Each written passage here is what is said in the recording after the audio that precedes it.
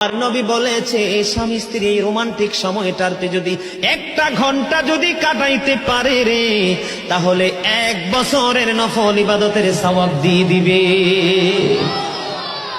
এরে যুবক, বউকে কষ্ট দিও না।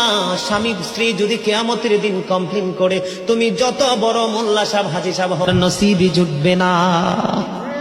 আমি আমার মা আমার বোনদেরকে বলতে চাই, কখনো স্বামীর কলিজায় আঘাত দিও না, কারণ স্বামীর কলিজায় আঘাত দিলে তোমার জীবনে জান্নাত জুটবে না।